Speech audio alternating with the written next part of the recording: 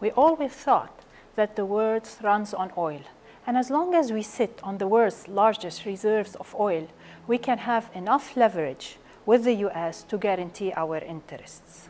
With this simplistic reasoning, the Arab Gulf managed its relation with the US. However, we have to admit that this logic worked for a while. At a time, the Arab Gulf, namely Saudi Arabia, was instrumental in keeping oil prices down, which prevented the Soviets from exporting their natural gas to Europe. Arab Gulf oil had a tremendous strategic value to the US. However, this has changed. Oil no longer has the value it used to have before.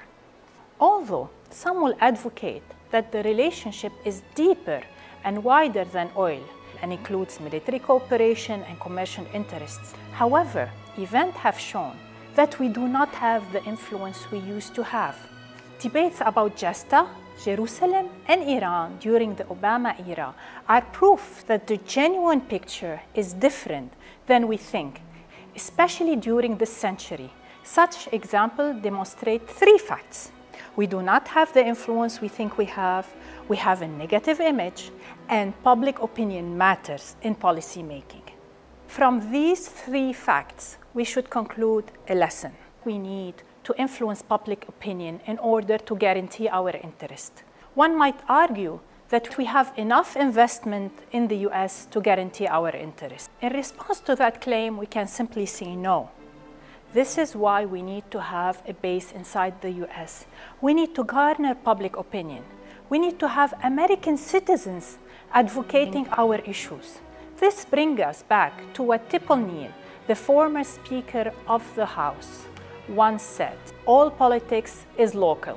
Though there have been many attempts by Arab Gulf countries to engage with think tank, we still have not reached the grassroots. However, the power lies in the grassroots and not in the grass tops. No senator or congressman will vote on a bill that is unpopular to his constituency, and no congressman or senator will object to a popular bill at the risk of looking unpatriotic. The big question: who should we approach to be our alibi inside the US?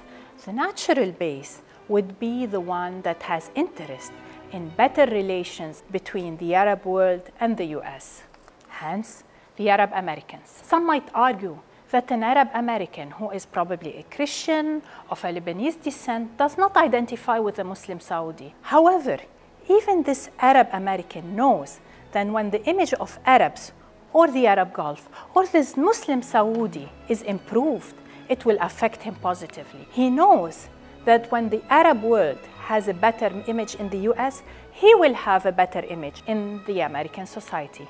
This is why the only way to protect our interests with the US is to create an indigenous lobby by engaging with Arab Americans. After all, we are all in the same boat. A better image for us is a better image for them.